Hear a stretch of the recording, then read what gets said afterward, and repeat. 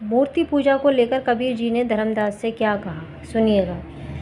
देखिए, ज़्यादातर लोगों का जो विश्वास है मूर्ति पूजा पर ही है, क्योंकि लोगों का मानना है कि जो परमात्मा है या भगवान है वो साकार रूप में ही होता है, निर्गुण निराकार रूप में नहीं होता है।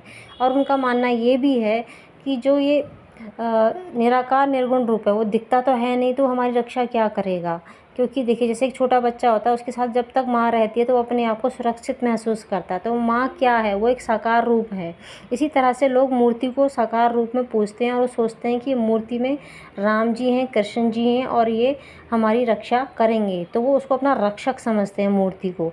इसलिए मूर्ति पूजा को ज़्यादा महत्व दिया जाता है। अगर उन्हें निर्गुण निराकार भी दिखने लग जाए तो वो उसको भी पूजना शुरू कर देंगे। हालांकि परमात्मा तो कण कण में व्याप्त है, परमात्मा की ऊर्जा कण कण में व्याप्त है। हमारे अंदर बाहर ऊपर नीचे खचाखच परमात्मा भरा हुआ है। उस मूर्ति में भी परमात्मा ही है, सिर्फ नाम किसने दिया अलग अलग, वो हम ही ने दिया। उसको मूर्ति को रूप किसने दिया, किसी ने माता का रूप ढाल दिया उस मूर्ति में, किसी ने शिव का रूप ढाल दिया, किसी ने राम का, किसी ने कृष्ण का।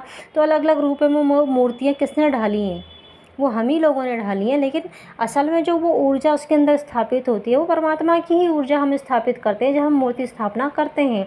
सिर्फ अलग अलग नामों से हम उस मूर्ति की स्थापना कर देते हैं, क्योंकि हमने उसको अलग अलग साकार रूप दे दिए हैं। समझ में आई बात मेरी। तो ये कारण होता है कि मूर्ति पूजा को ज़्यादा महत्व दिया जाता है, क्योंकि एक साइकोलॉजी बन गई है कि नहीं, ये मूर्ति ही हमारी रक्षा करेगी। क्योंकि निर्गुण निराकार रूप को तो आज तक किसी ने देखा ही नहीं है, तो सोचते हैं कि वो तो कुछ कर ही नहीं सकता, हमारी क्या रक्षा करेगा। आशा करती हूँ आपको मेरी बात समझ में आई।